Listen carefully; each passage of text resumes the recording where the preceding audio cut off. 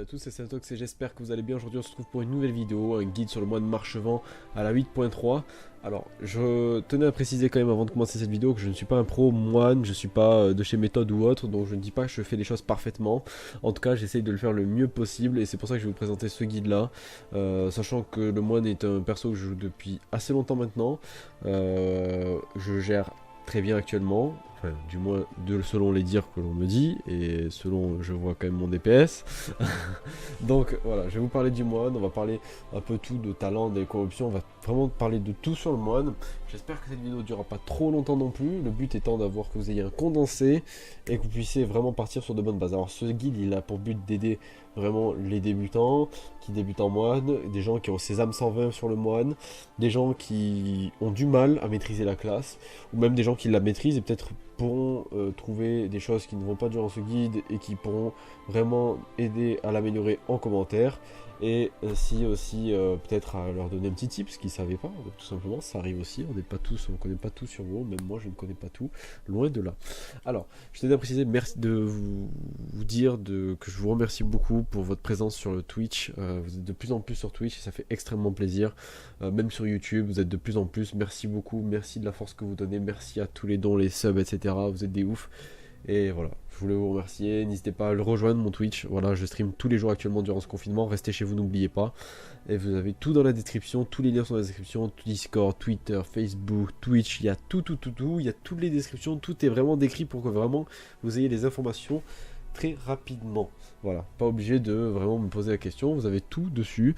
En tout cas pour les lives, actuellement je stream tous les jours, parce que les horaires ont un peu changé du coup à cause du confinement, donc ce qui fait que je live tous les jours. Enfin bref, on va commencer ce guide, on va commencer déjà par les stats prioritaires. Alors le moine en stats prioritaires, c'est de la polyvalence et ensuite de la maîtrise. Voilà, on va vraiment maxer la polyvalence au maximum. Et la maîtrise va être en secondaire. À savoir que la polyvalence, vous ne l'avez pas sur tous les stuffs. Donc c'est assez compliqué d'avoir plus de polyvalence que tout le reste. Donc ce que l'on va faire, c'est vraiment d'avoir le plus de polyvalence possible. Et ensuite de la maîtrise. Voilà. Ça c'était pour les stats prioritaires. Ensuite, pour ce qui est des traits azérites, alors les traits azérites sur le moine Marchevent, on va plutôt maximiser les frappe de la pomme. Pourquoi? Parce que c'est vraiment le best azérite. Voilà, vraiment dès que vous avez frappe de la pomme, vous le mettez. Ensuite, en second plan, il y a le cœur des ténèbres. Alors le cœur des ténèbres, vous le mettez que si vous avez 25 de corruption ou plus. Si vous en avez moins, changez le trait azérite, retouchez la pièce et changez-le et mettez autre chose pendant ce temps-là. Dès que vous repassez au-dessus de 25 ou 25 de corruption, vous le remettez. Pourquoi? Parce qu'il va augmenter vos stats de 81, vos stats secondaires, donc la polyvalence. Et c'est là où c'est important. Ensuite, ici, moi personnellement, j'ai mis vitesse vitale qui augmente la hâte de 103. C'est bien d'avoir un minimum de hâte, il ne faut pas trop la négliger non plus. Ensuite, balayage de jambes, ça c'est vraiment ce que vous voulez entre les deux. Et ensuite, l'augmentation du high level. Encore une fois, utilisez Redbot pour sim aussi les différents traits. Généralement, ils se trompent pas dessus. Et de toute façon, je vous le dis, c'est frappe de la pomme et ensuite cœur des ténèbres. Et pour entre ici et ici, vraiment, vous le choisissez un peu comme dépend de ce que vous avez. Mais moi, dans mon cas, c'était vitesse vitale qui était mieux. Mais encore une fois, vous avez Redbot pour vous aider pour choisir au moins ces traits-là si vous hésitez entre certains traits. Ensuite, je vous montre la deuxième pièce de stuff parce qu'il y a vraiment un autre trait azérite très intéressant. Si vous n'avez pas frappe de la pomme, vous avez Fureur de Xuen, il est très intéressant aussi. Vraiment, vous le mettez. Si vous n'avez pas frappe de la pomme, vous mettez Fureur de Xuen si vous l'avez. Fureur de Xuen qui augmente en fait frappe combo confère au prochain point de Fureur 1% de chance cumulable d'augmenter la hâte de 1487 et d'invoquer le Xuen le tigre blanc pendant 8 secondes. Ça, c'est très intéressant, ça fait pas mal de dégâts. Donc, entre les deux, je vous avoue que celui-là est mieux, frappe de la pomme est mieux, mais si vous avez Fureur de Xuen et non pas frappe de la pomme, ben vous mettez Fureur de Xuen, c'est pas grave, c'est bien aussi. Ensuite, cœur des ténèbres, vitesse vitale pour mon coup, pour moi en tout cas. Ensuite, comme je vous dis, dépend de ce que vous avez, vous choisissez, voilà, vous utilisez Redbot, n'hésitez pas, vous avez Blood Mallette aussi pour regarder. Parce que vous n'avez pas forcément toujours les pièces bis et vous allez avoir un peu des traits bof, on va dire. Donc ce qui fait que choisissez le mieux selon la pièce que vous avez. Mais le mieux, je vous le dis, c'est, comme je vous ai précisé, Fureur de Xuen, enfin, pomme en premier, c'est celui-ci, frappe de la pomme. Ensuite, c'est Fureur de Xuen si vous n'avez pas frappe de la pomme. Et cœur des ténèbres qui est très important, si vous avez 25 de corruption ou plus. Ensuite, pour le torse, alors pareil, encore frappe de la pomme. J'ai mis cœur des ténèbres. Là, j'avais sim entre les trois parce que j'hésitais. Il m'est sorti que puissance accablante était mieux, donc j'ai mis puissance accablante. Ici une petite protection résonante parce que c'est quand même pas mal d'avoir la protection résonante, c'est vraiment top. Et j'ai augmenté les levels de la pièce, ça c'est basique. Ensuite, au niveau des essences sur le personnage, alors, je vous explique. Les essences, je vous conseille de vous référer à Warcraft Log parce que ça peut changer, ou ça peut être, vous allez voir que certains modes qui jouent avec d'autres essences, etc. En vrai, il y a une vraie combinaison d'essences qui en général est la plus utilisée. Ça va être sang de l'ennemi en majeur, c'est vraiment le top du top. Alors certains jouent avec l'essence de l'iris de focalisation, mais dès que vous avez le sang de l'ennemi en 3, vraiment il n'y a pas mieux, c'est vraiment topissime. Donc je vous conseille sang de l'ennemi. Ensuite, ici, la vision de perfection, c'est bien en mythique plus, voilà, d'avoir la vision de perfection parce que ça vous permet d'utiliser vraiment vos CD rapidement. Sinon, on va avoir tendance à l'enlever en raid et à mettre plutôt conflict and strife à la place. Enfin, dans mon cas, pour le raid, ça serait du coup sans l'ennemi, conflit et discorde qui se mettrait ici, l'iris et ensuite le souffle des mourants. Ça, c'est pour la combinaison raid.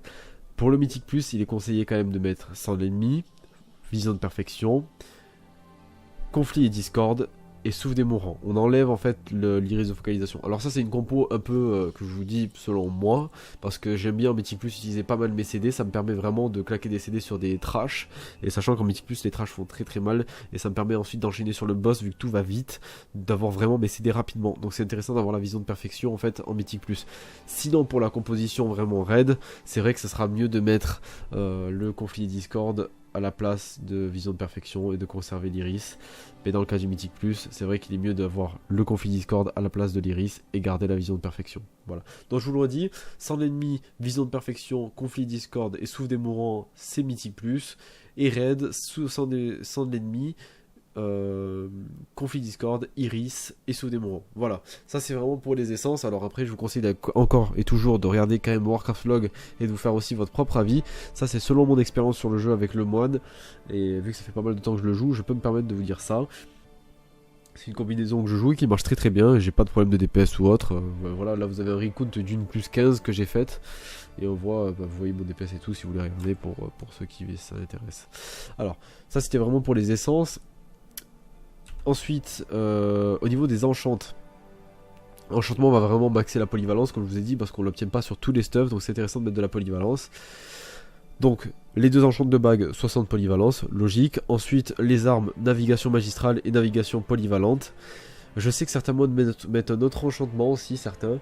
Moi, personnellement, je préfère mettre navigation polyvalente et navigation magistrale. Pour moi, c'est les vestes. Je me suis renseigné via Ice Events et pas mal de modes avec qui j'ai parlé aussi.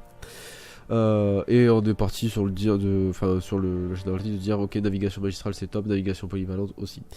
Ensuite on va parler des gemmes. Au niveau des gemmes, personnellement, alors vous mettez la 120 agilité, ça peut être intéressant, ou alors les polyvalences, toujours pareil, polyvalence le best. Ensuite, au niveau des talents, alors pour les talents, première ligne, œil du tigre, ça vous permet en fait de mettre un dot, enfin pas un dot sur la cible, mais un debuff qui en fait inflige des dégâts à l'ennemi et vous rend aussi des PV. C'est sous forme de dot du coup, sous 8 secondes. Voilà, de toute façon j'ai pas besoin de vous le lire, vous savez lire je pense vous-même. Ligne 30, vous choisissez ce que vous voulez.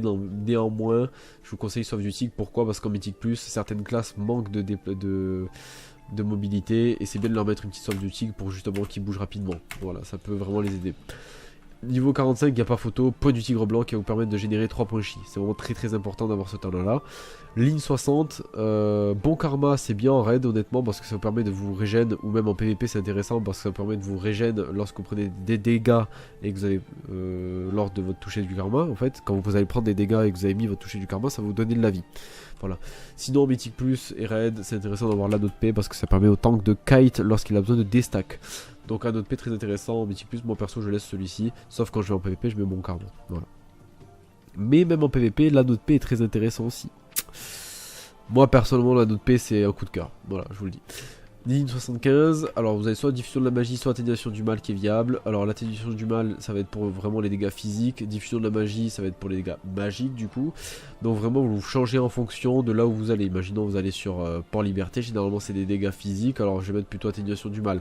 Ah ben je vais sur Temple des Céphralis. C'est vrai que Temple des Céphralis ça joue beaucoup avec les élémentaires et tout, l'électricité, tout ça. Bah, peut-être c'est mieux diffusion de la magie. Vous voyez un peu le délire. Donc vraiment ça a changé en fonction du donjon que vous faites.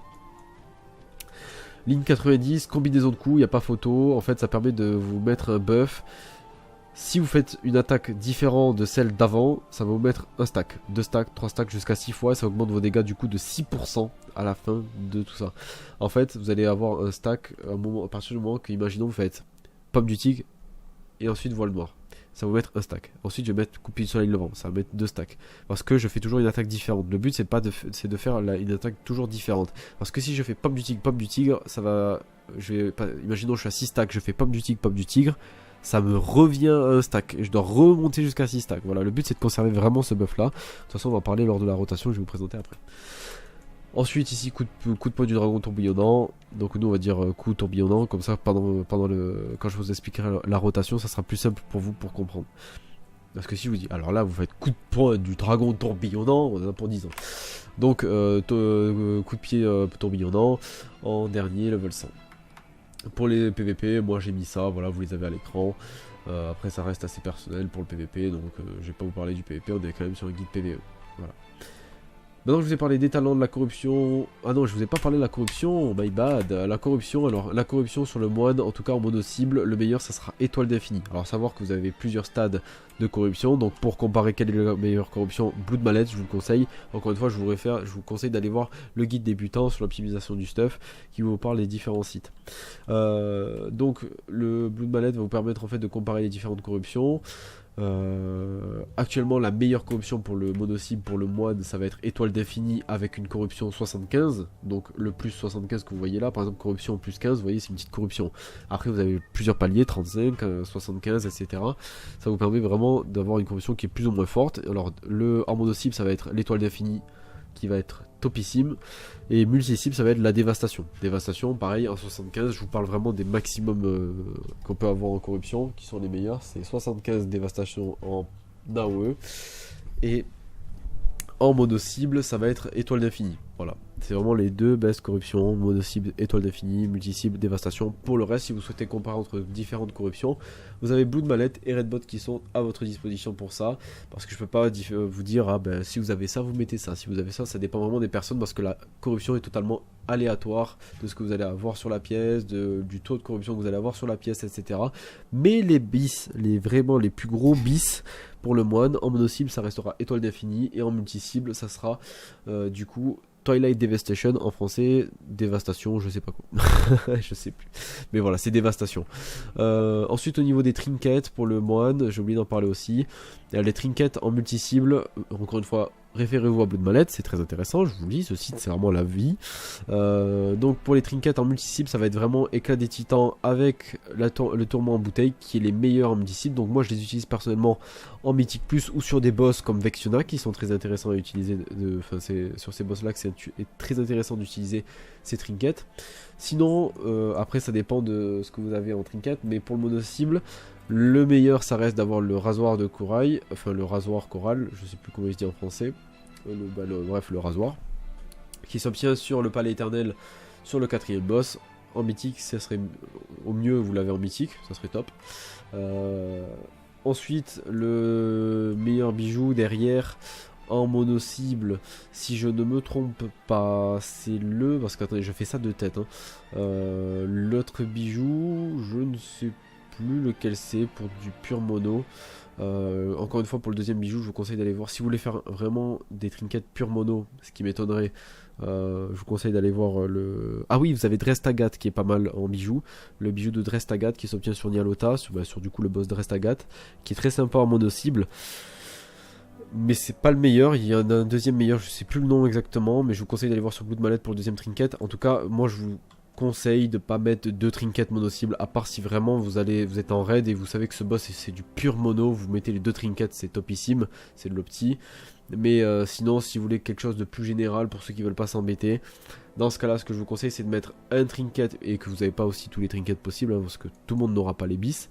Mais voilà, si vous voulez faire du multi-cible et mono-cible et un peu mixer les deux, vous mettez un tourment en bouteille en trinket 1, et après vous mettez le rasoir en second trinket, sachant que le rasoir n'est pas si mal apparemment en AOE selon Blood Mallet. Moi je pense pas qu'il soit top, parce que le rasoir reste quand même un trinket qui a besoin que les boss durent, donc en mythique plus c'est pas très intéressant de l'avoir. Mythique plus je vous conseillerais plutôt éclat des titans avec le tourment en bouteille, et mono cible par contre en raid c'est vrai que le rasoir peut être très fort. avec le bijou de Restagat ou le deuxième bijou, mais je vous avoue, je me souviens plus du nom, et là je vous conseille d'aller voir sur Blood Mallet si vous voulez si vous voulez essayer d'avoir vos 2 trinkets pure mono cible. Voilà, tout simplement. J'espère que j'ai été assez clair. Si j'ai pas été assez clair, il est difficile de parler pour moi, je vous avoue, il est 5h10 du matin. Si j'ai pas été assez clair, n'hésitez pas à me le dire en commentaire. Voilà, ça c'est pour les bijoux. Maintenant je vais vous parler de la rotation PvE globalement. Donc je vais vous faire une rotation lente pour vous montrer ce que ça donne. Alors, ce qu'on va faire en fait, on va faire pour le burst, tempête, terre et feu. On va essayer de monter à 6 stacks. À partir de 6 stacks, on pète le sang de l'ennemi. On remonte les points chi avec le point du tigre blanc. On fait les points de fureur qui vont vraiment faire masse dégâts. Parce qu'on va maximiser le critique en fait. Je vous montre, bien sûr on utilisera notre toucher mortel. Je vous montre sur cible, donc je vais y aller lentement. Tempête, terre et feu. On fait des stacks. Hop, je mets mon toucher mortel, on est à 4 stacks ici, une pomme du tigre, là je suis à 6 stacks, je pète mon sang de l'ennemi, hop, point de fureur, vous voyez les dégâts?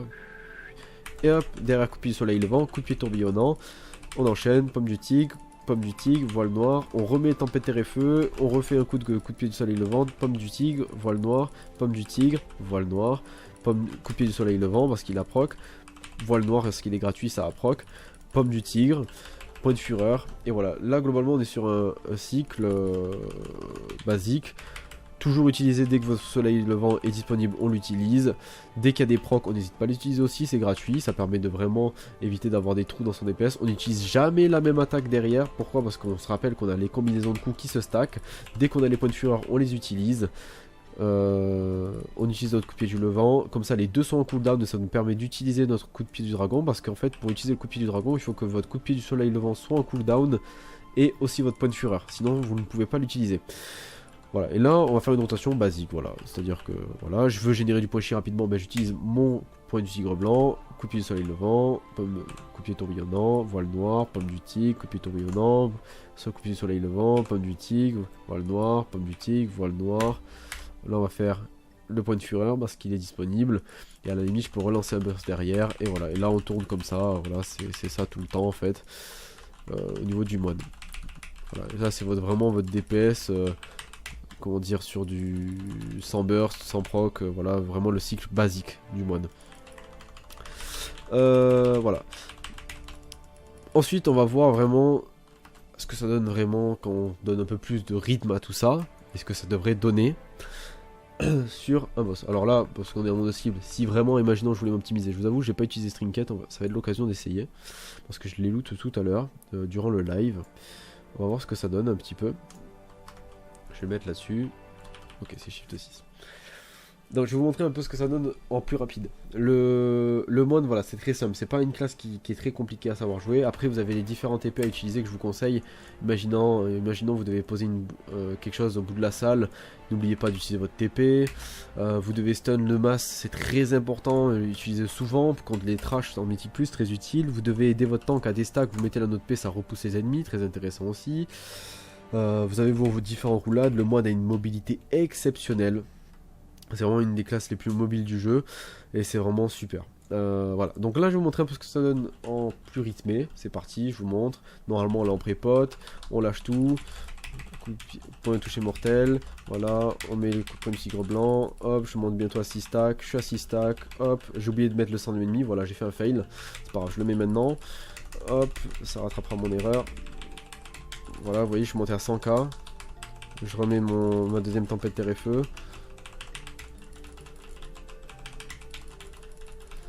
Hop, point du tigre blanc, enfin point de fureur. Là j'ai un trou, j'utilise mon racial. Dès que j'ai mon point du tigre blanc, qui génère mes points chi, je l'utilise. Et là voilà, je rentre en phase vraiment cycle basique. Voilà, j'ai plus de CD, j'ai plus rien. Voilà, et là vraiment c'est de temporiser ça à maximum. Alors des fois vous allez manquer un petit peu d'énergie, c'est normal, c'est pas grave.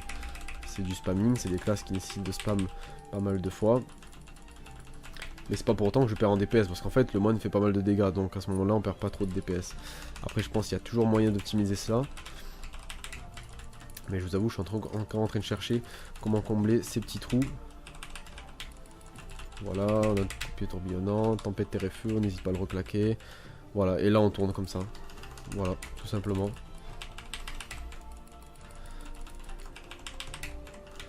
Sachant que quand vous utilisez votre voile mortel, ça permet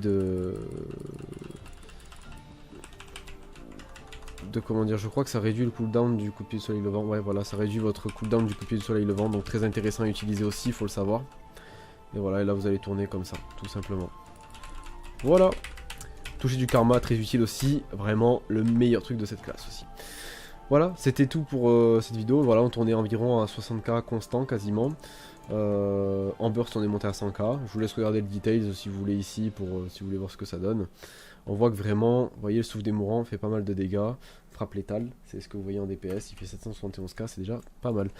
Voilà, c'est tout pour cette vidéo sur le guide moine. J'espère que je vous aurai tout dit, que vraiment ça aura aidé la plupart d'entre vous à jouer moine. Vraiment c'est une super classe, je l'adore et je la conseille à tout le monde. Pour ceux qui veulent se lancer sur le moine, n'hésitez vraiment pas. Merci à tous d'avoir regardé cette vidéo, c'était Saintox, je vous dis à la prochaine. N'hésitez pas à me follow sur Twitch, n'oubliez pas, s'il y a des erreurs, n'hésitez pas à le corriger en commentaire. Je sais que le guide Rogue n'était pas parfait, loin de là. C'est vrai que je l'ai fait peut-être un peu tôt, je ne connaissais pas assez le Rogue pour le faire. En tout cas pour le moine j'ai pris mon temps, j'ai joué la classe. Actuellement il est quand même à 464 e-level, sachant que j'ai plus priorisé les stats que la e-level, logique. Il a quand même, en 2 semaines je l'ai monté à 1400 de RIO, voire je suis presque à 1500 déjà. Il a clean tout le HM, tout le NM.